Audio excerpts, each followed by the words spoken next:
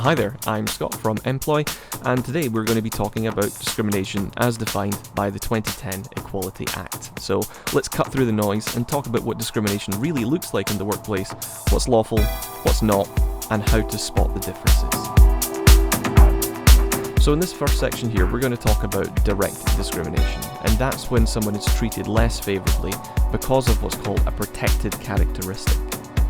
Now, in UK law, there are 9 protected characteristics, and that's things like age, gender, race, disability, sexual orientation, and so on.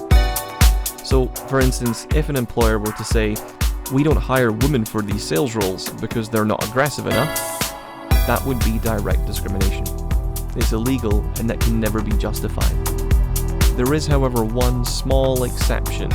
You are able to discriminate on the basis of age, but only in very limited circumstances where limited justifications might apply.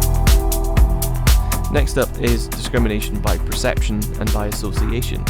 So you don't actually need to have the protected characteristic in this case, you just need someone to think that you do. Say someone refuses to promote you because they assume you're gay based upon what you've posted on social media. Even if they got that wrong, it's still unlawful discrimination. And discrimination by association is when, for instance, you might be treated unfairly because of your connection to someone with a protected characteristic. So, for example, you bring someone to the work Christmas party who's disabled, and you're suddenly being sidelined at work. That would be discrimination by association, and it is just as serious. Indirect discrimination is where a company policy or practice seems neutral, but it actually puts a particular group of people at a disadvantage.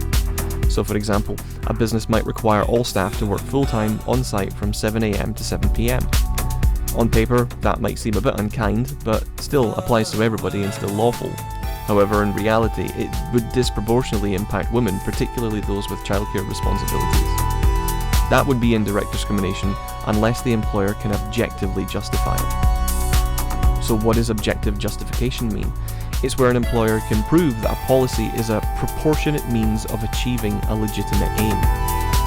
The aim must be genuine, like making sure critical services are fully staffed. But the key question would be, is there a less discriminatory way to achieve the same thing? If flexibility or shift patterns could work, the rigid requirement wouldn't hold up. You can't just say that's how we've always done it, because that is not a defense. So in short, direct discrimination is almost always unlawful. Discrimination by perception and association still count, and still is serious. And indirect discrimination can only be justified if it's necessary and if it's proportionate. Getting discrimination wrong puts you at significant legal risk, but it also damages trust, company culture, and your ability to attract great people. If you want to get this right or sense check your practices, just get in touch because that's what we do.